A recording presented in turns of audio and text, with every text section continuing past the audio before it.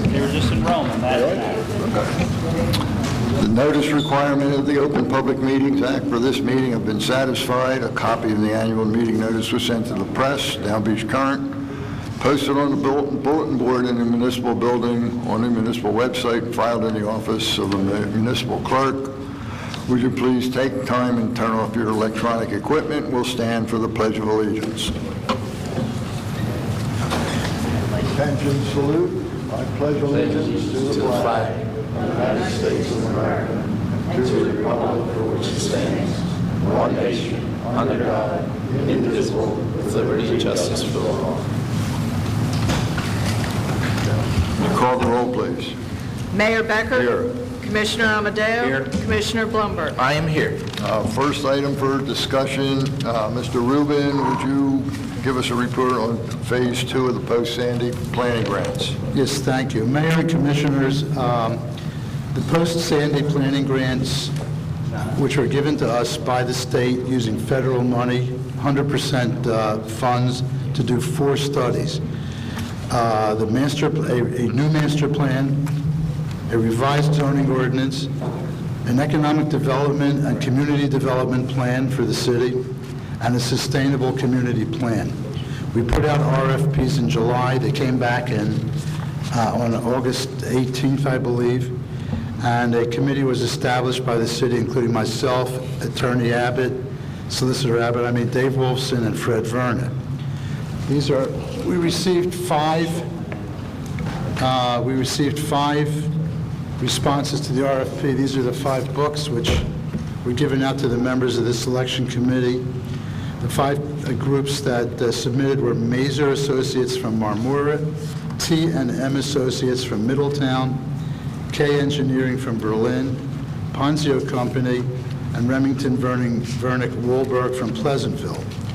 Charged by the state to review these cases, to review these RFP responses, we had to consider the scope insofar as they satisfied the RFP as it went out, fleshing it out, in details, the composition of the professional team that would do the work, the quality of their past experience, and their references. We discussed, and the group unanimously chose Remington Vernick Wohlberg, which would also include within it a team to include Sosh Architects, Spectrum Gaming Group, and the Lloyd Levinson Institute of Gaming, Hospitality, and Tourism. This team will be led by planner in charge Stuart Weiser of Remington Vernick Wohlberg, who we know very well from his very able assistance to us right after Sandy. I think within a matter of 3 weeks, we had in place a revised zoning ordinance that dealt with the new FEMA elevations and all of the implications regarding elevating houses, building new houses, and complying with the new world that was created by Sandy. This extensive new ordinance developed by Stuart Weiser was used by other towns. They modeled their ordinances after it. The state looked at it and modeled some of its legislation after it. We were very happy to see this team and recommend it unanimously. The team will be directed by Mr. Weiser, who is formerly the director of the Atlantic City Redevelopment Authority, amongst his other credentials. And we're very hopeful, and we want to get started with this as soon as possible, as soon as you guys can finalize it legally. And it will take between 7 and 12 months to complete. At the end of it, let's put it this way, during these studies, they will be able to fold into what they've done the results of Phase 1, which, by the way, will be reviewed by the Planning Board tonight.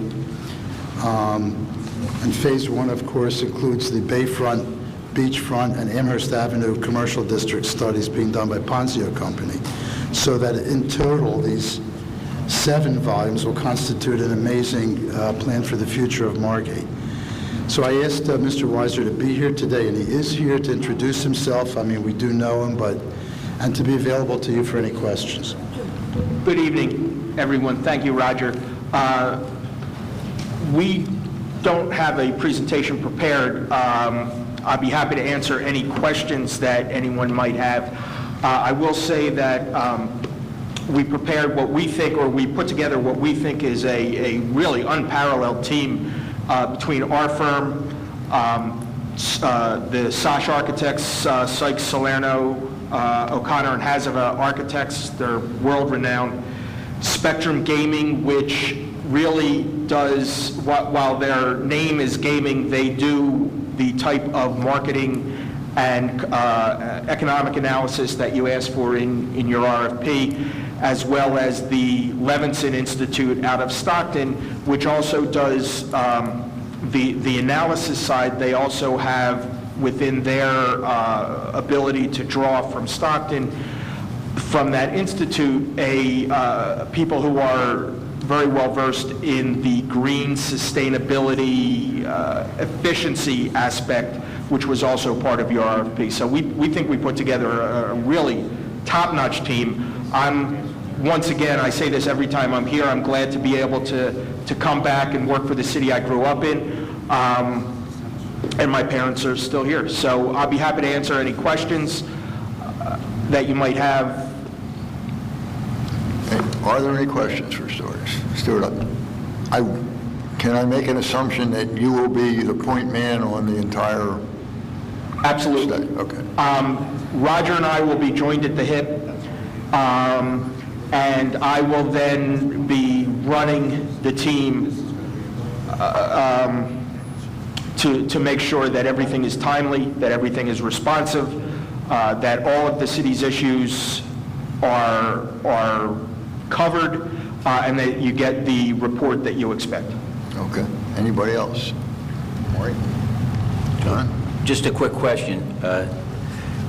Awesome proposal, especially the team that you guys assembled. After looking at the RFPs when they came in and saw the team you guys assembled, it surely takes in a world-wide range of local entities that really understand our area and our economy. I understand that you guys, meaning Remington and Vernick Wahlberg, will be leading our master plan. The big part of this whole proposal, and I think is really, as we go forward, is going to be very important for us, is the economic study. So looking at Spectrum Gaming and the Lloyd Levinson Institute in there, who will be the lead individuals with those entities that you will be working with? My contact is going to be directly with Mike Pollack from Spectrum. Okay. Mike certainly understands the area very well. He understands all of the issues very well. He will then be the pivot point on the economic piece to the people on his staff.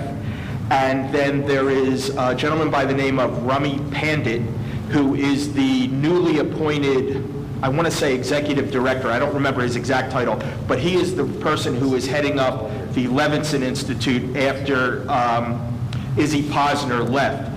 He will be the point person for them. Both Mike and Rummy will then report back to me, and we will make sure that those two entities interact seamlessly. They have done a number of projects together, it's my understanding, outside of the area on gaming-related stuff, so we should not have, you will not see an issue. I understand that, but I don't think gaming's the issue. Well, you're right. They are going to take their gaming expertise. Obviously, we're not getting slot machines here in Margate. Right. They are going to take their expertise in gaming marketing and expand it to the economic piece that relates to Margate. I think it's really a very short pivot. Margate is, again, we're not going to get slot machines, but we're also not going to get huge industry either. Margate, I think, is largely a tourism town. The issues related to tourism and the economics of tourism, gaming is one aspect of that. I think they will be able to just fold themselves right into the issues facing Margate. And I like that, because what I'm interested in is, and I think all of us here and everybody that lives in Margate really appreciate our business district. And any way we can through this, model, enhance our business, our local small businesses, and to keep our town alive and make it different than any other place. And again, gaming's not a part of us, we all know what's happening, and, we want to take it to the next step and be able to cover ourselves and protect our business and protect our residents as we move forward. So the recommendations that are going to be brought forth by your study and your analysis are going to be key for us, I would say, over the next 20 years. Absolutely, and one of our, I won't call it a concern, but one of the things that when we put our team together, I wanted to make sure that we didn't focus on the gaming, and the Levinson Institute is gaming, that's the G in light, Spectrum Gaming, but they are much more than that. Tourism. So let's not get all tied up in the titles. I think they're going to bring a lot of talent to this project. I know they are. I would agree. Yeah. Thank you, Stuart. Thank you. Anyone else? Any other questions? Roger, thank you. Stuart, thank you. Nice to see you again. Good to see you all. It's going to be fun. Okay. Scott, you're next. Couple things. We have the Ballock Winery question. I had sent to all of you a memo on that, and I had a lengthy, informative discussion with the Deputy Attorney General Barada, and I have that memo which explains the extent of the special wine license that we had gotten a letter on. Do you have any questions? Do you want to discuss that further with me? Did you first off get the memo? It's very short and sweet. She talked to me and told me that all New Jersey, to promote wineries, they don't have to be from the state of New Jersey, but they predominantly are, can get a special license that she likes to refer to as a, wait a minute, she used a special word here. Well, it's a winery placement license, where they can sell by the bottle. They cannot sell by the glass.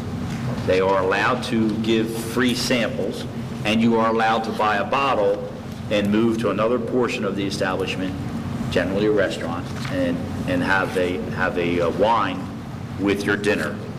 Here, that's not the story. Here, it's an art place where people participate in artwork, but it's the same concept. The city could object to this. We'd have to give reasons. We would have to send it up to the ABC and say we don't want it.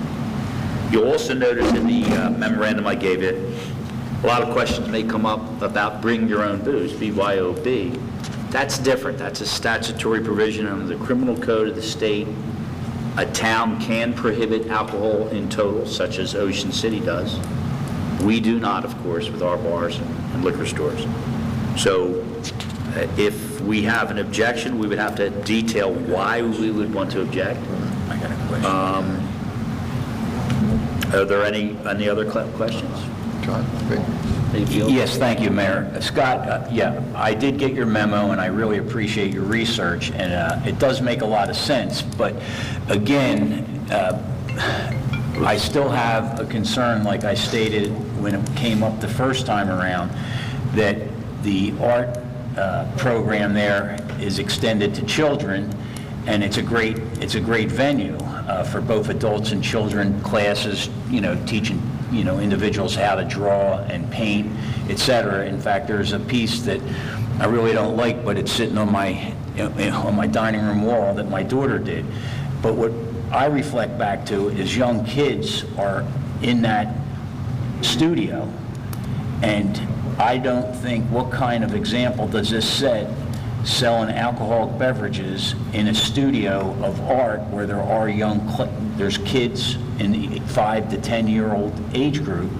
And I think the best thing to do from this point is to sit down with the owner and actually see what the intent is, and to see if it fits proper, at least in my mind, that we have underage kids within the building. If they tell us that during the hours from after school to 6 o'clock at night, the venue would be totally boarded up and covered and not visible to young children, it would only be available for adults at night from, say, 7 to 10 o'clock, that's what we have to learn, if Well, that makes sense. And I mentioned that concern to her about the possibility of there being kids there, and she said, you know, in this day and age, the ABC did not have a problem, but the town could raise that as an issue and object. It's called a wine outlet license. You tell me what you want me to do, and I'll do it. Scott, can I ask a question? I Sorry. attended Okay. I attended a party there a couple of weeks ago. Anchor Arts is right down the street from the hardware store. I've tried to get there to talk, but they've been closed for a week. At the party, my granddaughter's getting married, and she had a party there for her friends, or female friends, and they basically had two rooms. The adults were in the main room, and they had another class going on in a separate room off the side. So, you know, I would imagine that if she can confirm that, whoever, when you talk to the owner, would that solve some of your questions? Absolutely. So, would you, Scott, do you know who the owner is? I do not. I don't know the name, but I guess you get it from mercantile license? I can follow up on that tomorrow, Mayor. I do not know the owner's name. Chief, do you happen to know? You wanted to ask something? I don't know the owner's name, but if I may, how does our municipal ordinance impact this with the 200-foot rule regarding? Our municipal ordinance, in the opinion of the Deputy Attorney General, does not impact this. That this is not a plenary retail consumption or plenary retail distribution license. That's what our ordinance speaks to. This is a separate statutory authorization for a wine outlet license. It's very restricted. As I say, they cannot sell a glass of wine. They can give a sample. Yeah, but they can sell a bottle. They can sell a bottle. So people can come and go to this establishment and buy wine. It's like going to a liquor store. They can buy from this particular winery, in this instance, Whatever wine they make or sell. Well, they don't have a wine selection. It's just that one winery, but you're right. Ballick Winery. They could have 20 different wines. Well, they'd have to get a permission from the ABC to do that, and I believe So they... essentially, just so and I don't know, I think John's point was a great point. You know, we should find out, you know, what the intention of these people are before we just authorize another liquor store on that street. Be happy to do that. But just so we're all clear, it is not a liquor store. It is a wine outlet with just one winery. I know. Well, Wait a I'm not minute. wine drinker. Okay, is it a If I dive? had scotch here, that'd be a different story. I'd be there, but I will follow up tomorrow. Maybe we can get a statement or an authorization from the owner that will lay it out. Maybe they can give us a floor plan like a bar does or a restaurant. Say, here's where we're going to have our display. They have to have a display. And here's what our hours of operation are. That would make a lot of sense. We good with that? Yes. Good by me. Good? Okay, good. Thank you, Scott. Mayor, and I will attempt to find out who this owner is. I don't know. Fred knows. Fred knows everything in this town. Fred, who is it? I don't know off the top of my head. Okay. Fred had. All right. Scott, do you want to continue if you have? I do want to anything? continue. There's Okay. another one here. Roger, you can jump in and help me on this. You might recall the 7 townhouse units at 100 North Monroe Avenue, and I understand that Mr. Rubin sent them to me for a license. They have had a stairway and concrete planters and stairways that protrude in the Monroe Avenue right-of-way, and the building was built in 1925. I can recall as a kid, they used to call it the Seven Sisters. They're very narrow townhouses, almost like, well, Fred likes South Philly, and they're all lined up. So to allow them to raise this building, as I understand it, Mr. Rubin, please jump in here when you want, they would need authorization from the city to continue their encroachment into the Monroe Avenue right-of-way. That encroachment will be approximately 1.9 feet. That's correct. The difference being that right now, that 1.9 feet encroachment is a step and a little planter area, maybe 8, 9 inches off the ground. When they raise it up, it's going to be a wall about 5 or 6 feet off the ground within that same area. So you need to have a license agreement, I would think, to make an area that they're already using on the public right-of-way that much more intense by the elevation of it. And in fact, there never was a license agreement that I know on record previously. So they're not putting driveway cuts there, they're not eliminating on-street parking, is that correct? They're not That's parking correct. underneath. All that's correct. So what they'll do is rip all this out. Currently, where there are 7 steps, there will be 2, one on each end. They have to have a walkway, which is about almost 2 feet into the Monroe Avenue right away, not past the curb, but on the inside line of the street. And to do that, they need a license. And as I understand it, Roger, we're not issuing them a building permit until this is resolved with the city. Correct. And what is your recommendation? Do you have any objections? My recommendation is with regret, what choice do we have? If we don't give them the license agreement, these 7 condo units, no, are they condos? Yeah, they're condos. Condos. They're tied up in litigation, they're tied up in bank foreclosures, and it's a totally dilapidated building. It could go on for years. It could go on for 5, 6, 7, 10 years, just sitting there, nothing happening to it, whereas within a few weeks, a couple of months, we could have a modern building at a higher elevation, but you better make sure that the license agreement has appropriate insurances and hold harmless, because it's a much more dangerous license than an 8-inch bump. It's 6 feet high. And also, I talked to Commissioner Amadeo about the possibility of requiring them to put an attractive stone face on that 6-foot wall, so it's not just a sheer wall of wood or vinyl or whatever. So, Scott, I think that should be included in it. Well, I have the license agreement, which I follow the same format that we've done for about 4 or 5 others. I did not get into any special type of facade. I do understand that somebody's coming here at 5 o'clock, I believe, because I understand they're most anxious to move forward with this. I think we should pose that question to them if they come, and see if they would agree to do that. Sure. Yeah. And then I could put that in here, subject to maybe Roger's approval, some type of a suitable facade, or so it's not ugly. John wants... Just one minor question, because Roger brought up everything, and I sort of agree with Roger.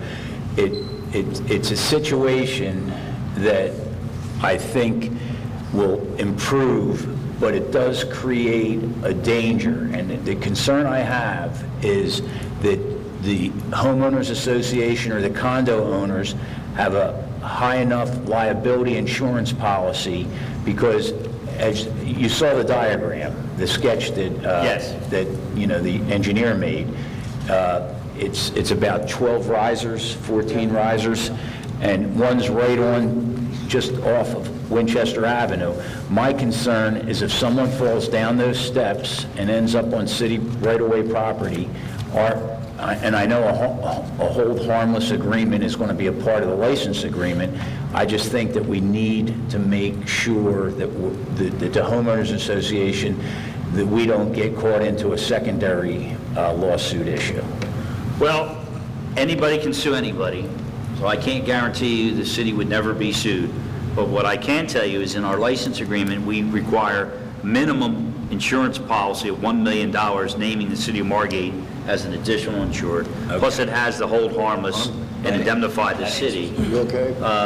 You okay with it? So that's pretty good, but as I say, and your point's well taken. It's not 100%, it's about 99%. Okay. We're moving. Move on. Do you have something else? Yes. Near and dear to my heart, we are going to Trenton on Monday, so that everybody knows this, to meet with Assistant DEP Commissioner Virginia Kopchak, and she will be discussing with us, the City of Margate and City of Summers Point, our resiliency grant, so that we could possibly use $125,000 towards studying the appropriate place to put dredge material. And Senator Whalen will be at this meeting with the commissioner. It's at 9 o'clock. Commissioner Amadeo, I understand, is going to ride up. He and I will go with Mr. Wahlberg. Dr. Farrell is committed to go as well. He's our consultant on this. So we're bringing the A-team up. And hopefully, we'll make some more progress towards getting the back bays of Margate and the rest of New Jersey dredged. As you know, we'll be discussing that shellfish habitat rule, which has so far made it almost impossible for many areas to dredge. So I'm optimistic. Good. Thank you, Scott. And that's all I have. We will now continue with department head reports. Maureen, we're going to start with you today. Everything's fine in the court. We're good. Fred? Fred, though? Fred's good. Fred's good. Roger? Nothing more, Mayor. Johanna, do you have anything? Nothing to report. Mr. Deeney? I just want to announce to the commissioners that at the next workshop meeting, Jean Gatto will be here. She's from Rutgers, who's been working with city staff and others for a better part of 9 months for free.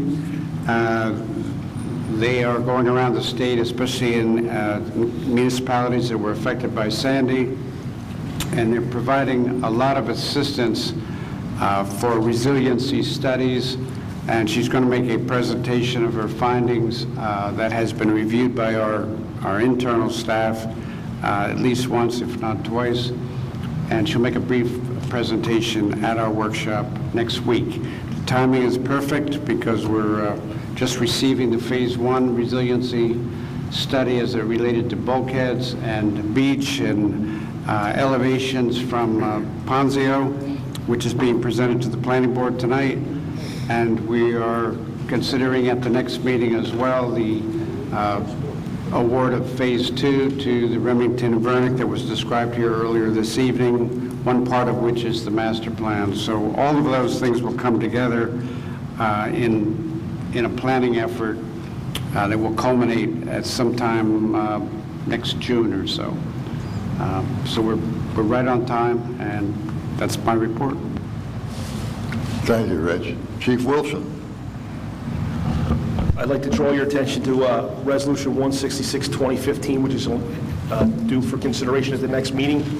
I just want to thank you for your consideration in that. It's my belief that, once again, this is going to put the Margate Police Department on the cutting edge of technology and out in the forefront of all the other municipalities in the county regarding technology, and that deals with what you'll see is in-car cameras, MDTs, which are mobile data terminals, and body cameras, which not many agencies have gone to.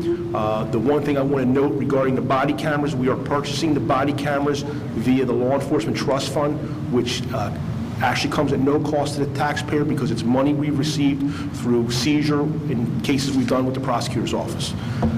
The other thing I'd like you to consider is I have a proposed date of September 28th to put the Atlantic Avenue back on flash. If you feel that's too early, we can move it to 10/5, which is a Monday. It's good early. Earlier the better, as far as. I'm okay with September 28th, which is right after the Fun Fest. So if that's okay, I'll make plans to have that done. September 28th. Pardon? The chief is recommending the blinking lights go back September 28th. Absolutely. I have never received so many texts and questions and inquiries when the lights are going back on flash. I'd just like to wait till after Fun Fest. Yes. Okay, so the tentative date will be September 28th, which is that Monday morning. And you can mention your resolution, what is it, 167 for the Fun Fest traffic program? Yeah, that's a normal resolution where we change some streets around to accommodate Fun Fest. We make some streets one-way and prohibit parking, so that's just been done since the onset of Fun Fest. Just so the residents that listen to this recording know we're getting ready for Fun Fest. Right, absolutely. Thank you. I just might suggest, Chief, do you think you could talk to your counterpart in Ventnor and ask them to consider the same thing? I've done it till I'm blue in the face, and they are very, they just won't do it. Commissioner Amadeo, do you think you could help? They feel they have too much of a pedestrian traffic to justify putting them on yellow. Well, so how about if they just do it up to the library? How about if we ask for like maybe just up to their library? I will try to put Chief Like a Miller... compromise? I'll see what I can do with Chief Miller, but I think it might take like a figure 4 blocker and Yes, sir. Don't you ride your bike to work? I don't see you on your bike. I do, but every once in a while I have to drive the car, and it's torture. Maybe you can stop at City Hall and make that request again. We've all done that. All right. Chief, do you have anything else? That's it, sir. All right. Tony?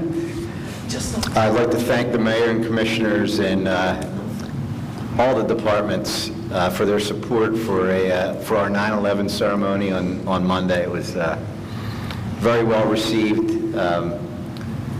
Really a great morning there for a short remembrance of all the events that happened in 2001.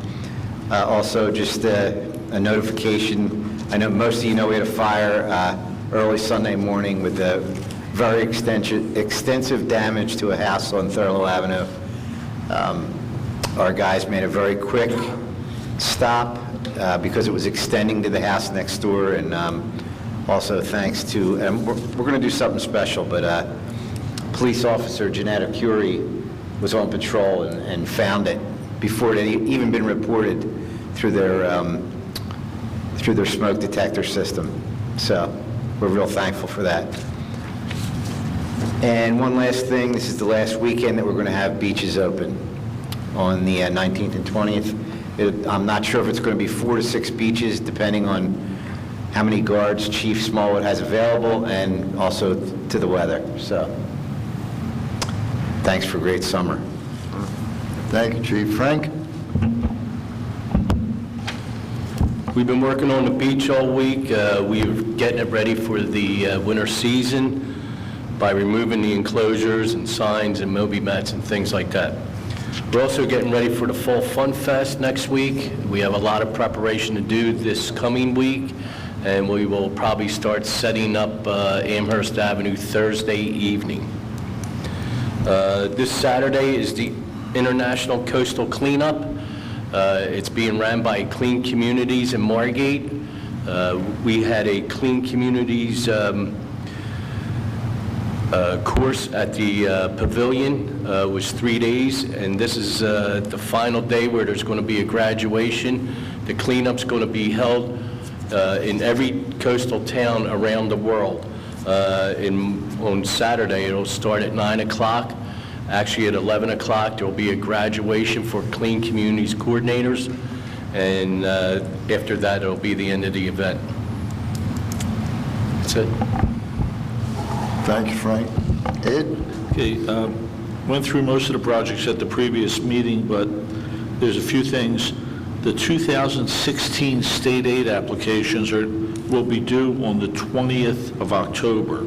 So between now and the next meeting, we need to think about what we want to put in for our next street. And we'll need to do a resolution at that meeting. So if everyone can think about that. We did receive bids for the Frontenac Avenue handicap accessible structure on the beach. The numbers came in a little higher than what we had estimated. So I spoke with Rich Deeney and Lisa to see if there was funding available to design and purchase or pay for the next one, which is on Jefferson Avenue. And we found money to do that. So what we want to do is reject the bids at the next meeting because they were over budget, and then subsequent to that, bid the two of them together. We should get a better price, economies of scale. So that's where we're at. There's no tremendous rush on that yet. That's work that can be done no matter what the temperature is, but it's our intention to have both of those constructed well prior to next Memorial Day. So we'll have 2 additional handicap accessible points on the beach. And other than that, we will have, in the next 2 to 3 weeks, there will be a tremendous amount of construction taking place between the city's projects, which will be our road project, the access ramp at Lucy the Elephant, our well, the generators here, Washington Avenue building, the boilers here, as well as the gas company's work. So we will have it'll look like an anthill. There'll be that many construction workers working, which is a good thing. So there will be a lot of work happening. I will try to keep everyone up to speed on all the projects. And that's it. Thank you, Ed. Maury, do you have anything? Nothing from my... John? Yeah, I'll just mention, dovetail on Ed, that the good thing is, Ed, with what our road program is and what South Jersey Industries will complete by this time next year, we should have probably 90% of our streets within the city repaved and modernized. That's correct, yes. So there is a good sign at the end of the tunnel. There will be a tremendous amount of new asphalt put down. Right. Two things I wanted to mention, and first, I want to compliment Chief Tabasso and our firefighters for the quick response and the great job. And well after the fact, I drove to the site on Thurlow Avenue and was there speaking with a gentleman who's, I guess, a fire inspector chief, and talking with him and his assessment of the fire. He complimented our department on the expeditious way they attacked that fire to prevent the house from next door, which was a lot older structure, from igniting besides melting the siding on that one side, on their west side of their building. So again, our team responded, went to work, and the gentleman that was the fire investigator said to me that even though we have great volunteers in our country that do it, the call that happened on early Sunday morning, if it was a volunteer firefighting crew getting together and responding, we would have been in a lot worse condition than we were by having our guys and the guys that did come in on call. So great job to our fire department. It's nice to know we can go to sleep at night and be protected by you guys and our police officers. The other thing I want to mention, and as we always pay accolades to all our athletes and all the accomplishments our kids and our athletes in the city do, we're in the finals in our 40 and over league. And I want to compliment Commissioner Blumberg because he's a very instrumental part of that team, along with a lot of the guys. Some guys I coached, Terry Gallagher, back in the early 70s here in Margate when I was a coach in senior league. So I know you made your first win in the finals, and you go, what, Thursday next? You're too nice. I call it old man baseball. Well, I wanted to be nice. You were very nice, and yes, our next game is next Wednesday in Northfield, and if we win, we're the champs. If we lose, we come home Thursday. But the crowd that was at our ball field last night was incredible. We had a great crowd. Yeah, we really did. The 40 and over league. Is there a bus? Is there a bus for this game? No, you couldn't get a parking space for 3 blocks. You could park on your line, so charge it.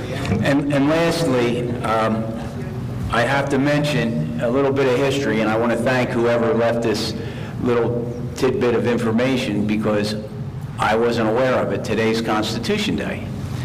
September 17th, 1787 was the signing of our Constitution. So happy Constitution Day to everybody present. Thank you. Thank you.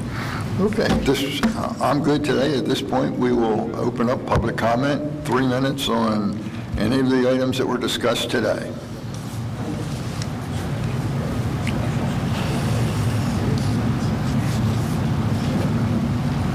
Sewell, 22 West Drive.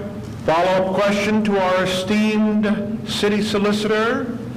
He mentioned the $125,000 grant to study, along with Summers Point, the dumping of the dredging or the tillings or whatever they're called.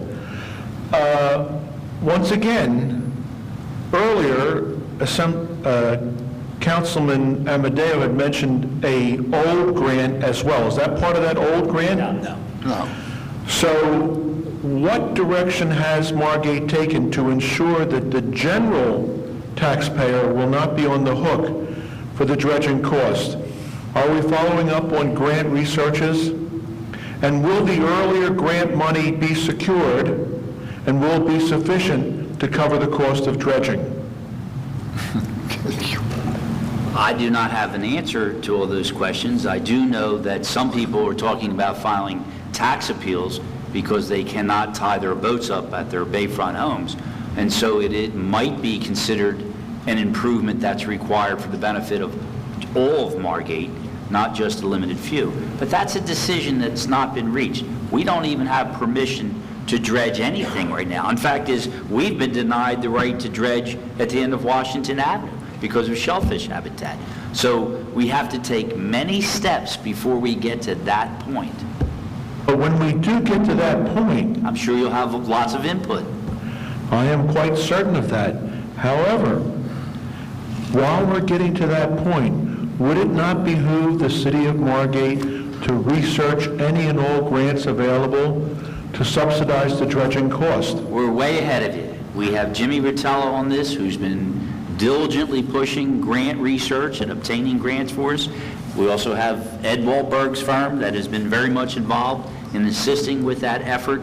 We are out there trying to get money from every spot we can find. If you know of any place we can look, please so advise. Just as long as it's not in your backyard. Yeah. Even if it's in your backyard, I'll bring a shovel. I think that answers the question. Thank you very much. Any other public comment?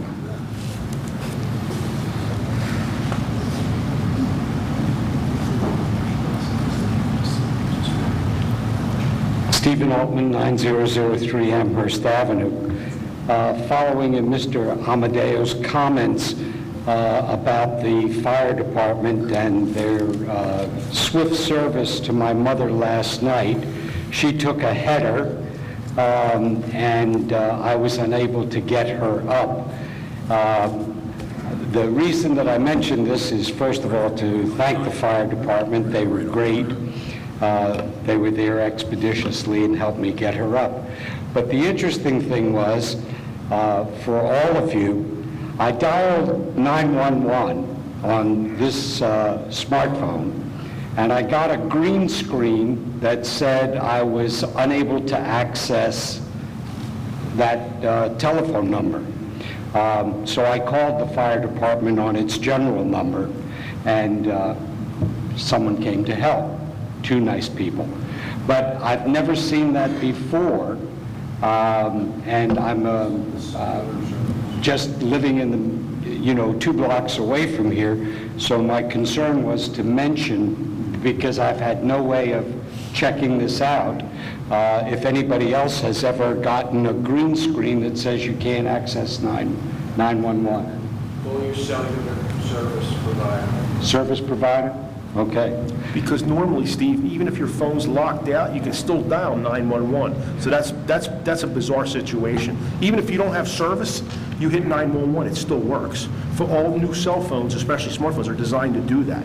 So I don't know what that is, but that would be on. You're actually in charge for something called E911 bill, and that's what it's for. Exactly. May I say one thing? I'm not sure I understood the chief. Even if you lose, you don't no longer, say you didn't pay your bill on your cell phone, 911 still works. Yeah. It's by law, that's mandated by law. Yes. So I've never seen this. For you to get that, that's something with your cell phone's provider. It has nothing to do with on our end. Yeah, I would make the call to whoever your provider is and ask them the question. But I know there used to be programs when someone, before all these came about, whoever was getting a new cell phone, you can donate it, where they would give it to senior citizens, and as long as the battery and the charger came with it, they didn't have to have service, and as long as they called 911, it did connect them. And that was something that was provided to them. I just wanted to bring this to your attention. I'll follow up with the service provider, but I had no idea. I've never seen it before, and it was quite a surprise. Thank you. Thank you, Steve. Anyone else? Is there a motion to close public comment? I'll make that motion. Second? Second? John? Mayor Becker? Yes. Commissioner Amadeo? Yes. Commissioner Blumberg? Yes, Motion to adjourn this meeting? I'll make that motion. Second? Mayor Becker? Yes. Commissioner Amadeo? Yes. Commissioner Blumberg? Yes. Thank you all.